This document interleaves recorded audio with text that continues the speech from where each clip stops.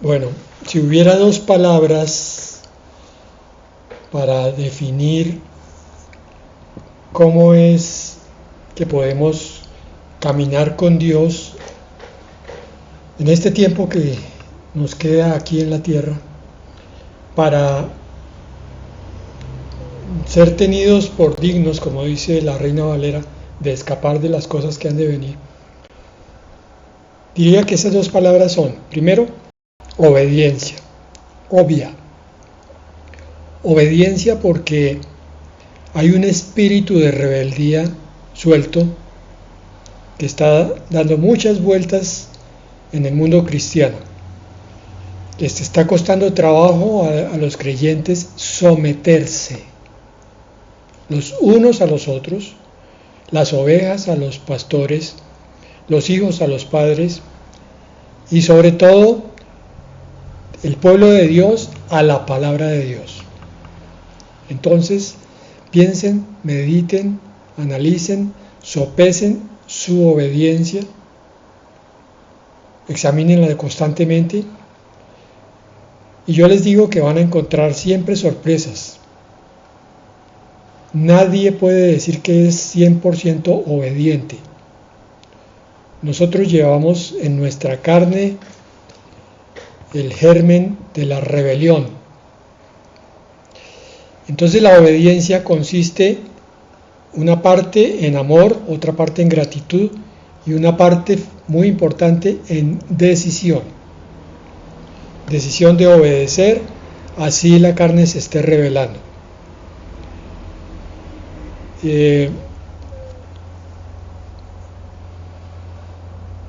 Perdón un segundo.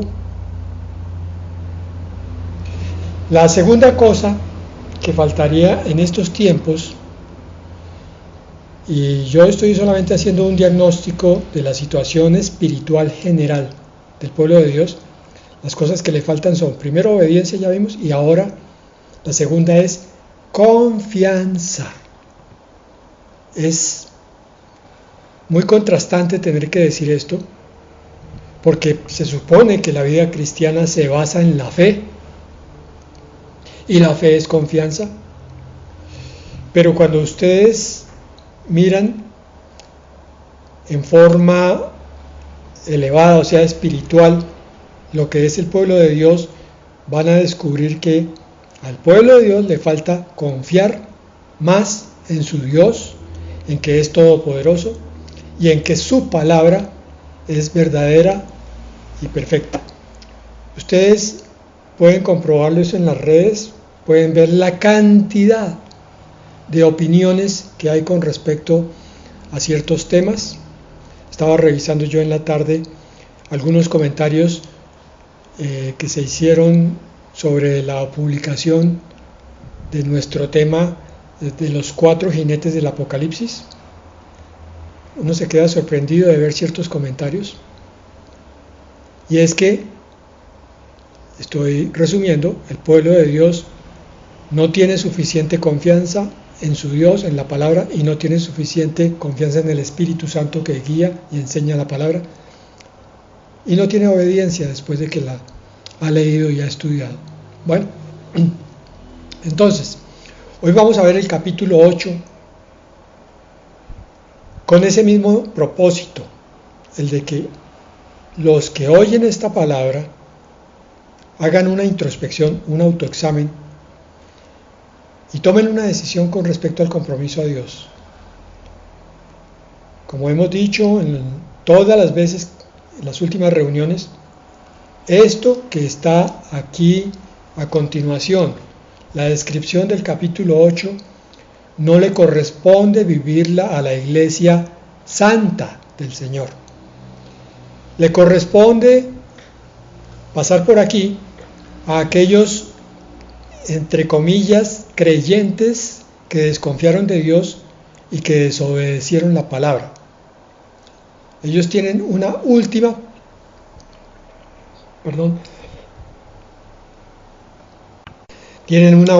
oportunidad durante la tribulación para ahora sí confiar y obedecer. Entonces venimos de los 6 primeros sellos, que fueron terribles, pero que no son nada en comparación de lo que viene en adelante, de las trompetas y de las copas. Porque en música se habla de un crescendo. Crescendo en italiano quiere decir eso, que va aumentando progresivamente la melodía. Y aquí Apocalipsis va haciendo lo mismo, un crescendo, donde los sellos son como la primera advertencia tipo sacudón que el Señor le hace al mundo para que se convierta a Él y para que los que coquetearon con Él se comprometan definitivamente. Después de eso entonces vienen las trompetas, que son ahora como el aviso de la tercera parte, porque vamos a ver que aquí va a ser tocado todo en una tercera parte. Va a ser aumentada la cantidad del golpe sobre el mundo. Y recordamos que el Señor hizo un lapso, yo lo llamo de misericordia, que fue el capítulo 7, donde vimos los 144,000 sellados, la reunión pasada. Y ese lapso tenemos que entenderlo como que es el tiempo del Señor antes de desatar las trompetas, para que haya arrepentimiento en aquellos que miran las cosas que están ocurriendo, como aviso de parte de Dios. Algo por el estilo va a pasar con lo que viene a continuación. Apocalipsis 8, versículo 1. Cuando el Cordero abrió el séptimo sello, hubo silencio en el cielo durante una media hora.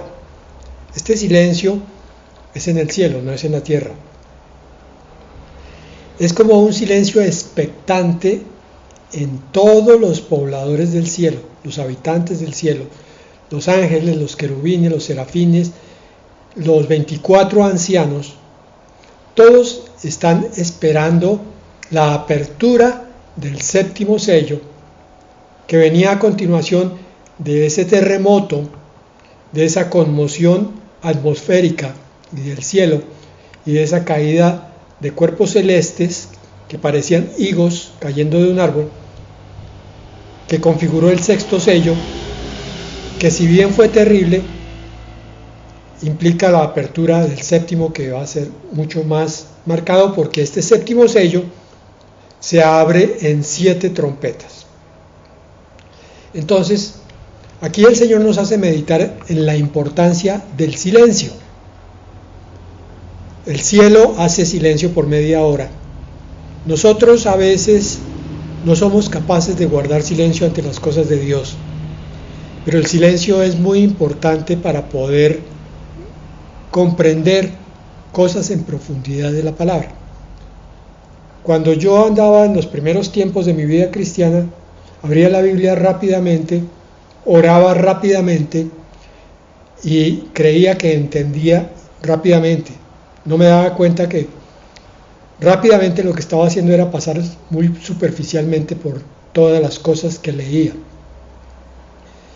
Recién hace unos buenos años, pero no todos los 30 que ha sido mi vida espiritual, he venido a descubrir cómo es de importante leer, por ejemplo, un versículo y quedarse quieto después, en silencio, tratando de comprender qué fue lo que se leyó, qué fue lo que quiso decir el Señor.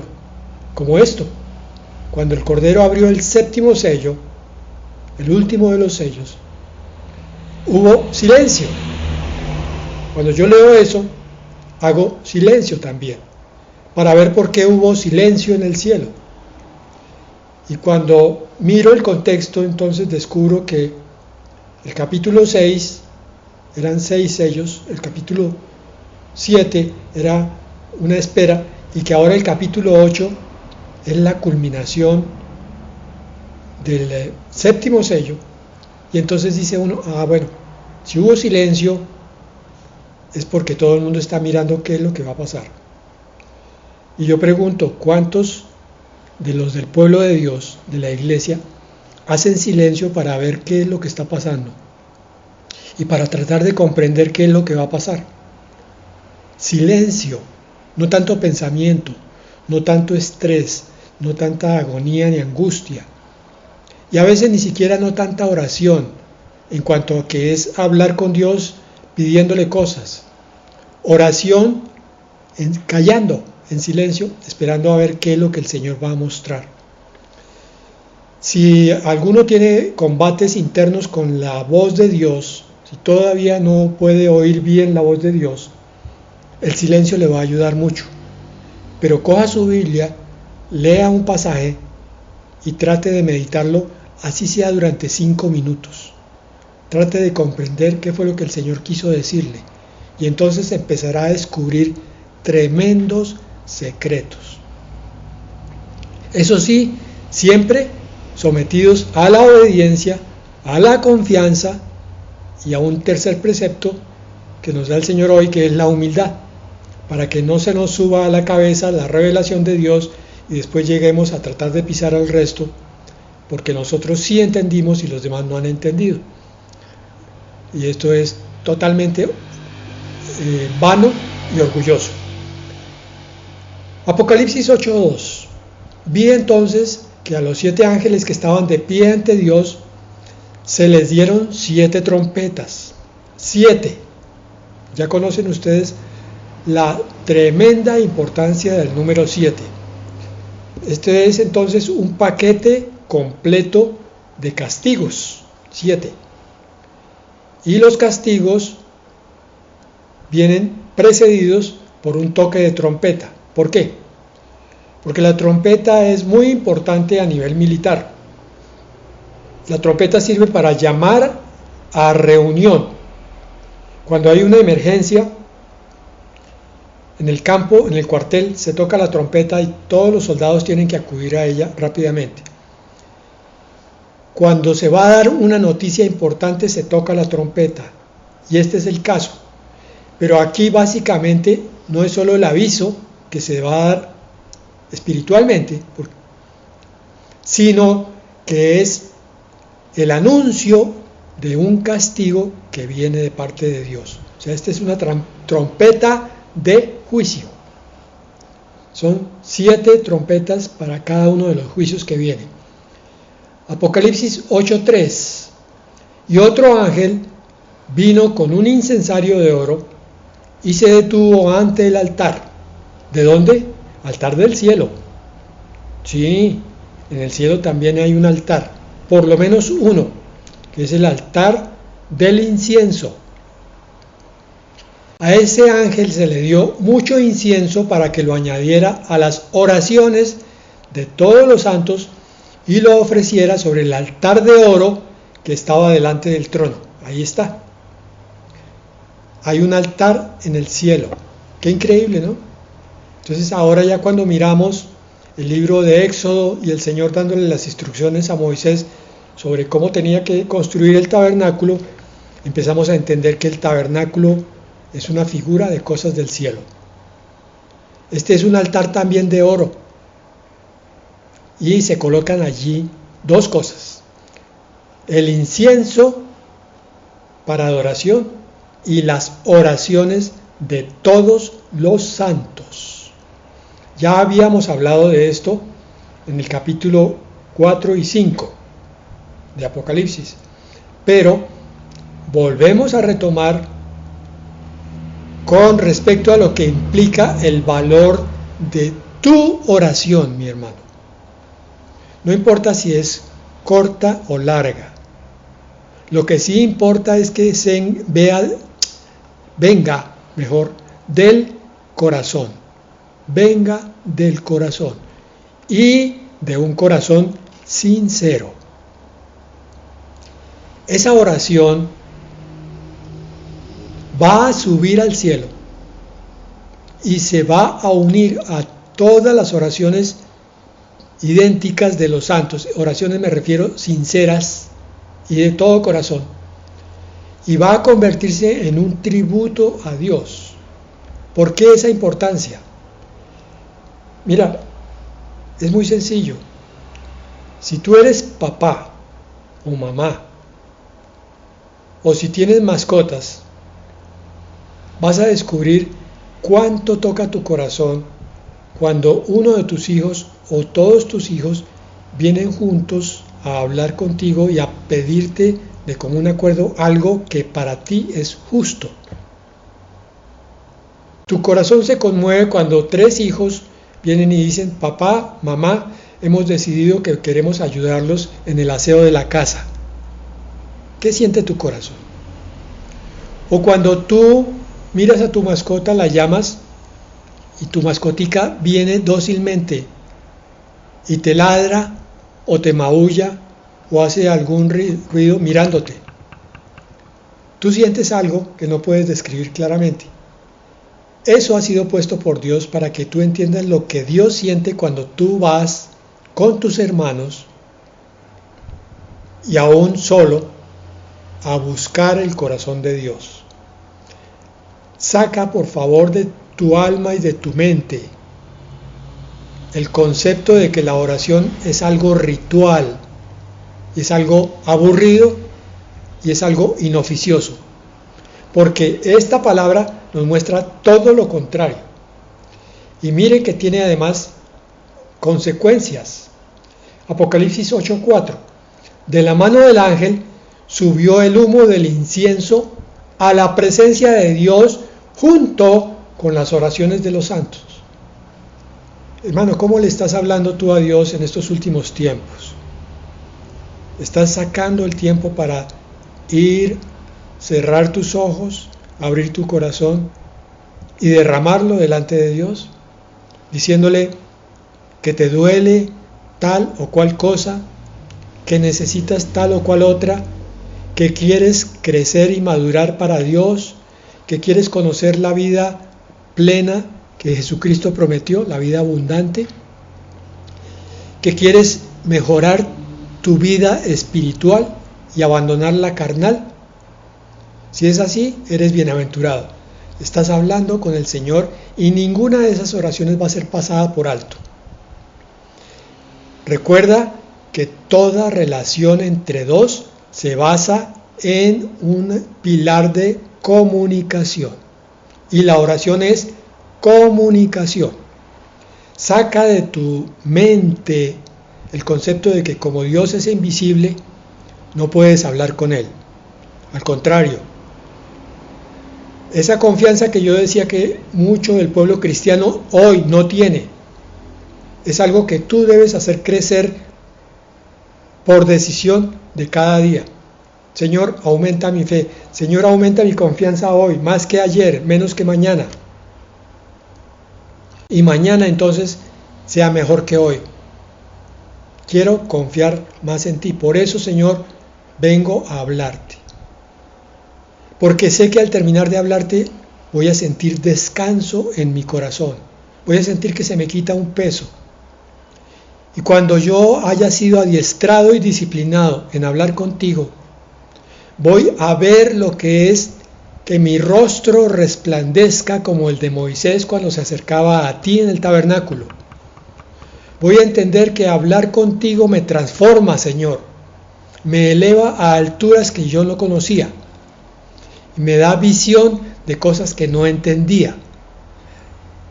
Aumenta mi corazón de carne cada vez que hablo contigo, Señor, y me quita cada vez más el corazón de piedra.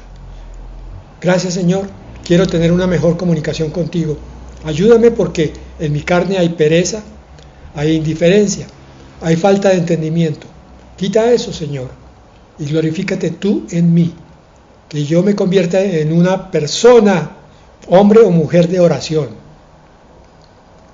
Porque tu palabra hoy me ha revelado la tremenda importancia que tiene para ti esa oración. Y todavía continúa más en cuanto a implicaciones de la oración. Apocalipsis 8:5 dice: el ángel tomó el incensario que estaba lleno de ¿qué?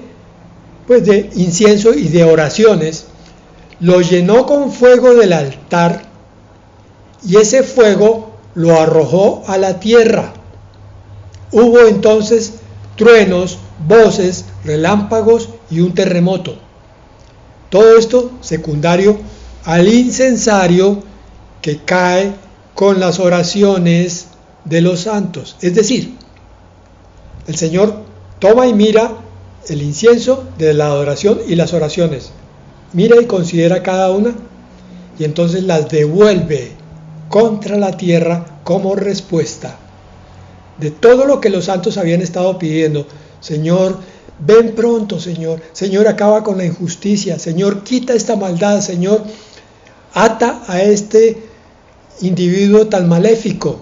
No lo dejes hacer tanto daño, Señor. Todas esas oraciones subieron al cielo y ahora bajaron como truenos, como voces, como relámpagos y como un terremoto. Vinieron a sacudir el mundo habitado. Apocalipsis 8:6. Los 7 ángeles se dispusieron a tocar las 7 trompetas que tenían, después de la oración también. Aquí está el plan de Dios, en desarrollo, pleno desarrollo. Esto que estamos viendo es el momento cuando entra el limpiador a sacudir y poner patas arriba la casa. Levanta los muebles, quita las mesas de su lugar, todo lo que estaba aparentemente ordenado lo desordena porque tiene que limpiar por debajo de todo hasta el más ínfimo rincón. Y aquí el Señor va a limpiar con fuego.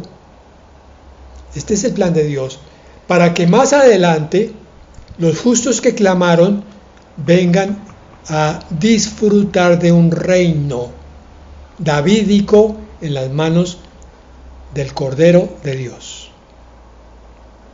Entonces muchos miran Apocalipsis como si fuera una época de luto y nefasta, ¿sí? Pero es que también es el preludio de la justicia eterna de Dios. La tribulación solamente va a durar 7 años, pero el resultado de esa limpieza a través de la tribulación va a durar por toda la eternidad, previo un lapso de 1000 años que va a ser muy parecido a esa eternidad perfecta. Aquí está entonces la respuesta a tantas oraciones clamando por justicia, las 7 trompetas. 8:7 de Apocalipsis. Cuando el primer ángel tocó su trompeta, cayeron sobre la tierra granizo y fuego mezclados con sangre, con lo que se quemó la tercera parte de la tierra, la tercera parte de los árboles y toda la hierba verde. Bueno, ahí está siendo apenas tocado parte de la creación. Todavía, por lo menos con las trompetas, no han sido tocadas vidas humanas. Ya habían sido tocadas con los sellos. Ya habían muerto en ciertas guerras. Pero aquí, otra vez, hay como un reinicio, como un preaviso. El Señor está diciendo, mundo, despiértate, que viene la justicia sobre los incrédulos. Job 38, 22 y 23 dice, ¿has entrado tú en los tesoros de la nieve? ¿O has visto los tesoros del granizo con respecto a que cayeron sobre la tierra granizo y fuego? Continúa Job en 38, 23, que tengo reservadas para el tiempo de la angustia, para el día de la guerra y de la batalla. El granizo es símbolo de la justicia de Dios, por eso se van a ver granizos gigantescos.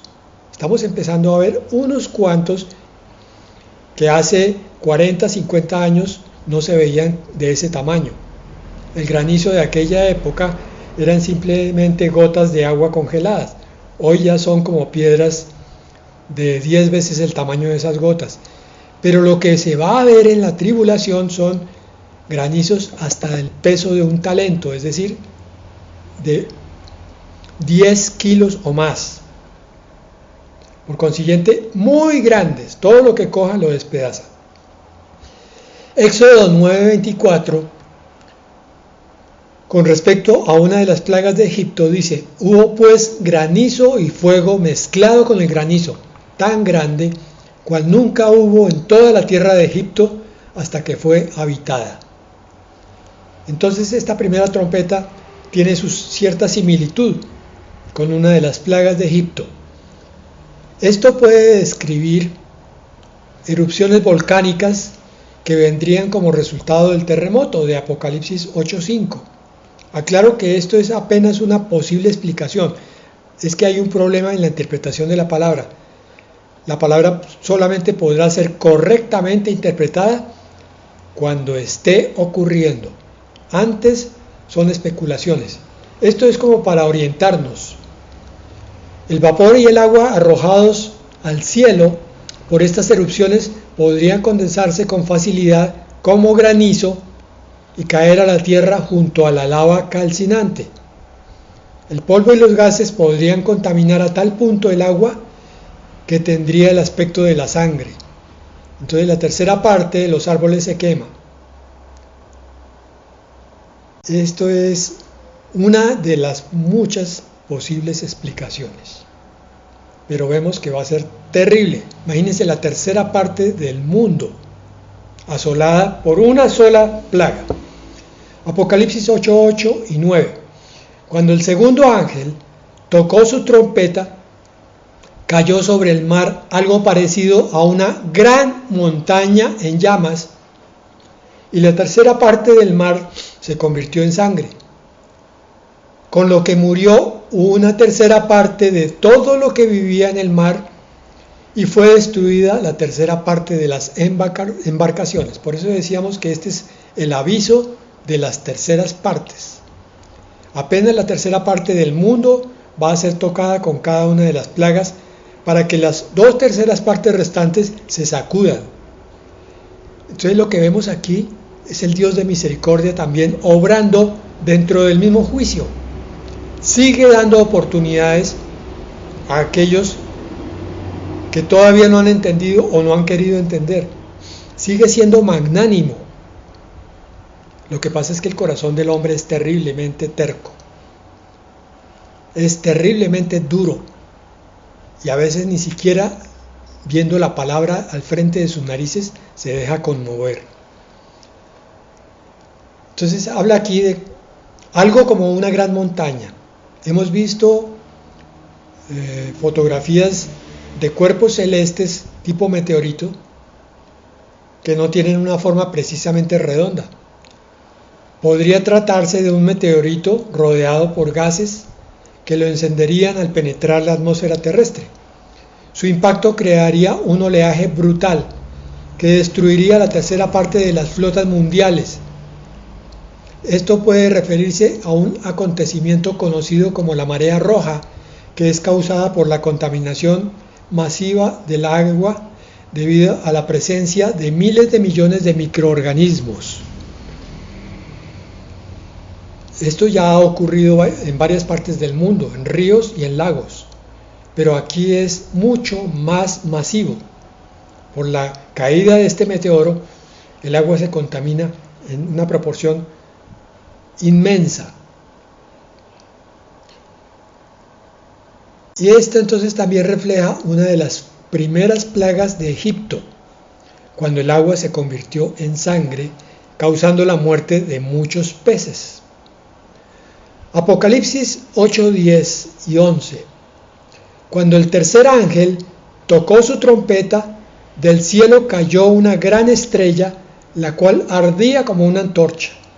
Cayó sobre la tercera parte de los ríos y sobre los manantiales de agua. El nombre de esta estrella es Ajenjo. Así que la tercera parte de las aguas se volvió amarga y mucha gente murió por causa de estas aguas amargas. Otro cuerpo celestial que cae. Pero no recuerda un episodio que está en Isaías 14, 12, de otra estrella que cayó. Dice: ¿cómo caíste del cielo, oh lucero, hijo de la mañana? Cortado fuiste por tierra, tú que debilitabas a las naciones. Es un simbolismo oculto y profundo para los habitantes de la tierra que conocen la palabra de Dios, de alguna manera la han oído, y entonces recuerdan que Satanás fue echado desde el cielo donde mora Dios hasta la tierra, y este asteroide o meteorito o cuerpo celestial cumple la misma función. Una parte es castigo y otra parte es advertencia. Otro cuerpo celeste, quizás un cometa, que deja a su paso una estela gigantesca, se desintegra al aproximarse a la Tierra y los escombros contaminan todavía más la Tierra que la anterior. Ustedes saben que los organismos oficiales como la NASA están constantemente en alerta con respecto a posibles caídas de meteoros y se supone que tienen planes de dirigir misiles para desviar las trayectorias, pero eso no va a ser posible en estos casos. Estos cuerpos celestiales van a caer a la Tierra con tremendo estruendo y tremendo castigo. Imagínense uno presenciando todo esto en rápida sucesión, porque estas trompetas son una detrás de otra. Apocalipsis 8:12. Cuando el cuarto ángel tocó su trompeta, fue tal el daño que sufrieron el sol, la luna y las estrellas, que perdieron una tercera parte de su brillo, y también se oscureció una tercera parte del día, lo mismo que una tercera parte de la noche. Otro fenómeno cósmico. Éxodo 10, 21 al 23 nos recuerda otra plaga más de Egipto. El Señor dijo a Moisés: extiende tu mano hacia el cielo para que haya tinieblas sobre la tierra de Egipto, tanto que cualquiera las palpe. Y extendió Moisés su mano hacia el cielo, y hubo densas tinieblas sobre toda la tierra de Egipto por 3 días. Ninguno veía a su prójimo, ni nadie se levantó de su lugar en 3 días, mas todos los hijos de Israel tenían luz en sus habitaciones. Así como el Señor sacó al pueblo de Egipto de la esclavitud de Faraón, así el Señor está liberando al último remanente de su pueblo de la esclavitud de Satanás en la tierra, y por eso está enviando también plagas contra ese faraón que se llama Anticristo. Isaías 13, versículos 10 al 11 y versículo 13. Por lo cual las estrellas de los cielos y sus luceros no darán su luz, y el sol se oscurecerá al nacer, y la luna no dará su resplandor. Esto está profetizado desde Isaías. Y castigaré al mundo por su maldad, y a los impíos por su iniquidad, y haré que cese la arrogancia de los soberbios, y abatiré la altivez de los fuertes. Ahí está claro el objetivo de estas trompetas: los inicuos, los soberbios y los fuertes.